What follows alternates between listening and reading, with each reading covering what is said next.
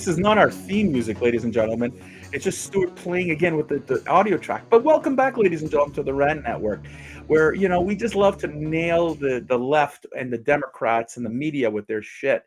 That's generally what we try to do here today. So why did I start at the end? Usually I do a little bit of an intro. I'm annoyed. I am super annoyed today, Stuart. I'm so tired of listening to the media and the Democrats continuously looking for the black dot on the white canvas. President Trump is in the Middle East. He now, I believe he's in Qatar. He was in Riyadh, Saudi Arabia. And what exactly can we say that is so positive about what Donald Trump is doing? Because I know for a lot of people, positive and Donald Trump can't be in the same sentence. But here's the deal, folks. He met the president of Syria. Call it what you will. For the first time in 25 years, an American leader sat down with anyone from Syria. That's kind of shocking. He signed a deal for $1 trillion with the Prince of Saudi Arabia for investment in the United States.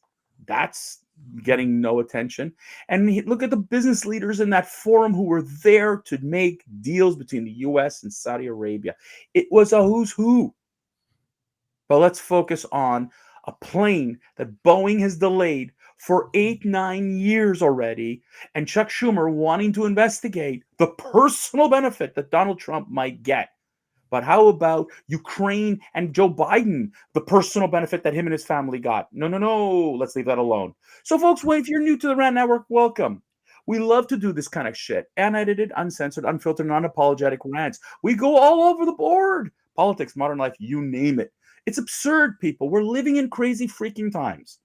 And I'm going to let Stuart now go into some of that freaking crazy stuff, because that's what we do here every Monday, Wednesday, Friday. So, Stuart, you hear this. You're in the business world. You're in the finance and investment world. We'll talk about investing in a minute.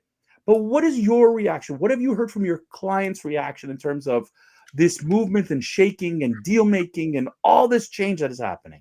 Well, all right. Let's first call out the elephants in the room. All right. Everyone is freaking out over a $400 million plane that Boeing hasn't been able to deliver. And that this is a personal gift to Donald J. Trump. Okay. First of all, and how enormous and how incredible it is. But I want to draw everyone's attention to one of the most iconic items in the Oval Office. It is an 1880 Queen Victorian gift Resolute desk weighing 1,300 pounds of oak, built from timber from the HMS Resolute. President Rutherford B. Hayes. The desk has been used by nearly every president in the United States. Most prominently seen in an historical significance is the British-American friendship and the value of peace in the White House. Mm-hmm. Amongst other gifts have been enormous elephants to 300 pounds of raw meat to unusual gifts that include gold snuff boxes. Yet a present to the Department of Defense of a Boeing $400 million plane is Chucky has to focus on. Now, Chucky's clan is focused on breaking into jails, hiding illegal immigrants that are under arrest for murder, rape, abuse, theft, you name it. But yet they're picking on a gift to the U.S. government. Okay, I would like Chuck Schumer to send back to Great Britain the Resolute desk that by any definition is worth, I don't know, billions of dollars, right? The Resolute desk. Why? Because it's been used by every single president since it ended up in the Oval Office. No president has ever changed it.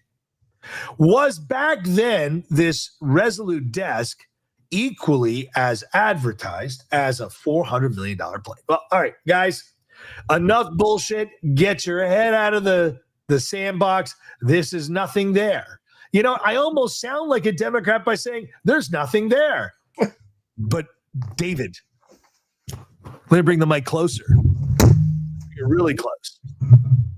The gift isn't like the Clintons stealing the China from the White House. Not like Xi Jinping's basketball that Obama proudly keeps in his presidential collection. No. But come on, But hang on. But it's a plane that future presidents are going to use. No different than the rest. Actually, apparently the Qatari plane he claimed. Anyway, I'm going to throw at you something, okay, Stuart? Because this is the thing that I'm amazed by. Okay, way back when I went to when I did the MBA and back in 2012, Bombardier was putting out the C series. This was their major plane. This was going to be revolutionizing. And they went through years of delays. The Canadian government had funded them with $1 billion in subsidies to help them to get this program. This was going to be a major game changer in the aeronautical field in the world and create amazing amount of jobs. The C-Series is dead, Stuart. They killed it because of delays. More and more delays. Boeing has been under the gun for delays, mechanical problems and delays. And Chuck Schumer, instead of focusing on American productivity that was supposed to be the leader in the world, he's trying to find fault in Donald Trump. That's what politicians love to do, and we know that. But what Chuck Schumer should be doing is calling Boeing and going, what the hell is wrong with you? Why can't you deliver the freaking plane?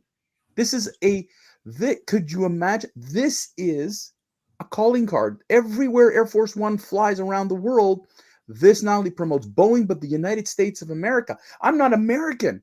And I'm thinking, why wouldn't someone put a lot of pressure on Boeing? But of course, we need to point the finger somewhere else. I know, but they can't. They can't control themselves. No. They can't control themselves in front of jails, in courtrooms. No, but Stuart, you want to hear the best line I heard the other day? What's the best? Joe Biden would have accepted a $400 million plane for Qatar. The Republicans would have gone apeshit. Folks, the idea of accepting a $400 million plane from Qatar is embarrassing to the United States, regardless of who's in the goddamn White House. Get with the program. It's not a Democrat-Republican thing. This is why is Qatar, when you were in Riyadh, they were talking about how they built out an entire massive shopping and food area, entertainment area. Massive. It took a couple of weeks to build because they brought in thousands of employees and they built it. Now, their working conditions are shit, and I'm not going to say that. But there, it's like, let's get it done. And in the United States, it's like, well, productivity is not important. Did you pull a permit? Yeah. So are the turtles thousands of miles away going to be safe? So Stuart, I'm going to throw this at you right now. Okay. Here's the question. I'm going to ask you this question. Okay. Because I'm going to shift the point of view. Okay. So here we are. The Democrats went ballistic because the stock market tanked a few weeks ago, and everybody was freaking out over the stock market. Oh my God, Donald Trump is putting more money in rich people's pocket. He's hurting seniors. Okay, Stuart, here we are. The market is almost back to where it was before. You're a financial advisor. Would you invest in Boeing? And if not, where would you invest in, for Christ's sake? Talk to people from your expertise. How should they be looking today at investments as Donald Trump continues to put out agreement after agreement? Well, listen, Boeing, let's be honest, in the last 5 years is exactly where it was, probably a little bit higher than it was back in August 2020. So if you really want to look at Boeing and bring a Boeing, Stuart, in the middle of COVID, like comparing COVID time. 100%. But you got to go back. I mean, it was the same price that it was November 25th, 2022. That's after COVID, David. I can tell you Boeing was the same price February 23rd, 2020. The $200 price for Boeing is again, I don't like avionic stocks. I don't like avionic companies. I don't like airlines. I never have. However, as an investment, Boeing is currently running at an average, a 5-year average. Its means is minus 31.49%. Which means what? Stuart, for the layman, what does that mean? Well, I mean, first of all, the mean and change. So let me give you a definition. The percentage in the mean estimated based on the following calculation.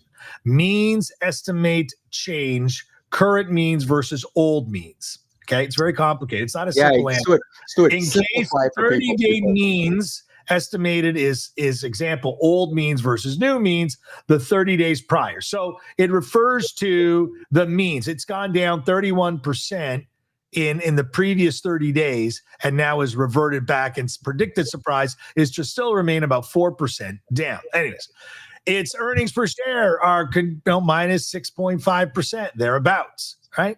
Expected, right? This is already in the know. What people don't understand, let's pivot back to finance. And you talked about the markets reversing course. Have you noticed the hate towards Elon Musk has sort of tempered down, and the price of Tesla has gone now back through the roof? Of course. It's called the Democrat tantrum. Okay. And you know what Donald Trump said last Thursday, a week ago, a week ago?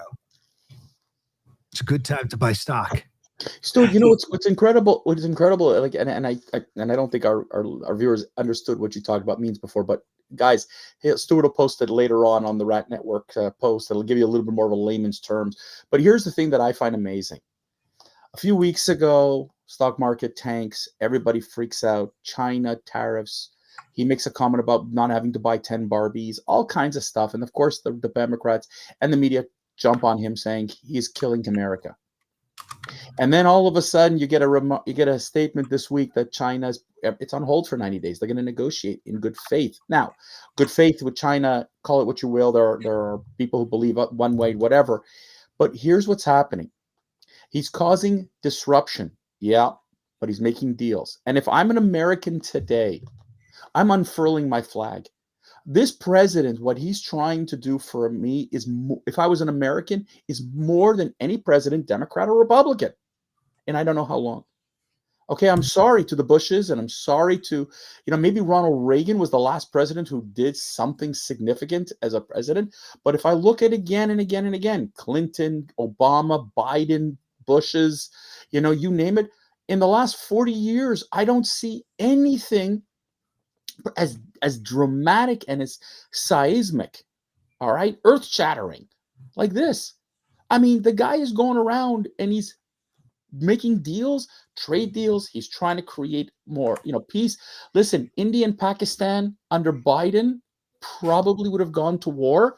And Yep. Ladies and gentlemen, if you think Ukraine, Russia, or the Israelis and the Palestinians is World War III, Iran, India, and Pakistan is like, we're talking close to 2 billion people fighting. That would have been World War III. And he put it on hold. He got a pause. And people are saying, he did nothing.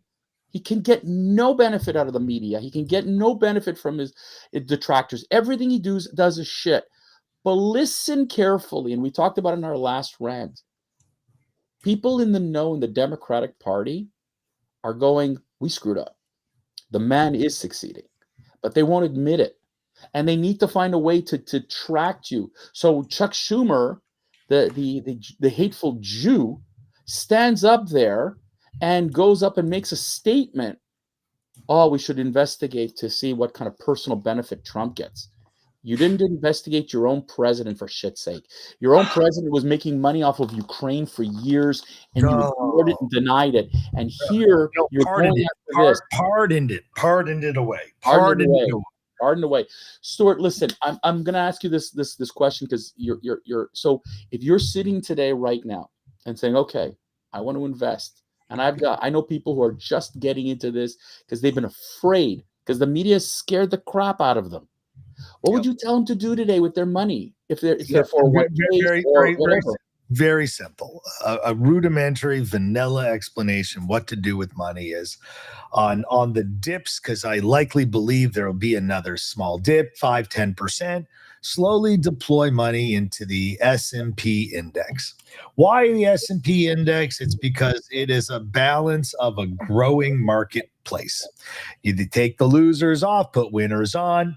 It outperforms the NASDAQ and has for God knows how long. And I'm rather bullish on the S&P because its composite includes the Magnificent Seven for the most part. And if you wanted to supercharge your portfolio, I would add Meta, NVIDIA, Tesla, Palantir, MicroStrategies. And you know what? Because David, I'm going to tell you like this. In 1990, what drove the stock market? 1990. What drove the stock 90s, market? 90s, Oh, in 90s. the What drove 90s? It was the .com. Okay. Tech, computers. Yep. What caused the boom in the 2000s? I'm just going to answer it for you. For the last 40 years, technology has driven the stock market, and I'm willing to give a very safe little statement and put myself at risk in my profession. I think technology is going to be leading for the next decade, at least. Anyways, David. Listen, Stuart, I'm going to tell you why I asked this question. Is because people are sitting here. David? People are saying, "Oh, Donald Trump has ruined." Okay. No, Donald Trump has bought entry points. Donald Trump has made Wall Street actually very happy. And as soon as he gets his Fed rate down, he will make Wall Street go through the roof. Well, here's the reason I asked the question. Since he was elected as president, back in November of 2024, the Dow is down net 3.7%. S&P is only down 1%. Only down 1%. So people are freaking out over great losses when in reality, this is a buying opportunity. And what Donald Trump has created is buying opportunities for Americans that hasn't been there. And I'm not a Trump supporter. I'm just saying this is the reality. And if people would wake up, and I say this is as of 8 a.m. May 14th, if you guys would just wake up and not listen to the media and just do a little bit of homework, you'll see that there are opportunities out there. And listen, the media is just trying to put panic into you. Stuart, I agree, David. Panic is all that they're putting into the market. Listen, investing, implies that you have risk. You will always have risk. And I'm going to coin Warren Buffett. In 2008, a commentator went to Warren Buffett thereafter, probably 2010, 2012, and said, "Warren, you lost a lot of money in 2008." And Warren Buffett answered very angrily, going, "Why would you say that? That's untrue. It's not factual." And why is it not factual? I didn't make any money either in 2008. But he subsequently doubled, tripled, quadrupled, and sextupled and kept going and going and going by just taking his position that he invested concertedly with some intelligence and created an empire from what everyone would call a tragedy. Again, ladies and gentlemen, investing isn't like grocery shopping. It really isn't. But what it has in common with grocery shopping is it involves planning. You don't go and buy meat that you're not going to use, eggs you're not going to use. You buy what you need when you need it. Well, building a portfolio is buying what you need for the future the same way. A concerted effort on using your money wisely. Listen, we'll have another whole conversation about that. Then Stuart is very proficient in this area. But folks, the reason we're bringing up finance and investment, it's simple. The U.S. government, the Trump administration has given you a chance to invest and make money. And if it's not now, I don't know when. It's always about there's always opportunities in chaos.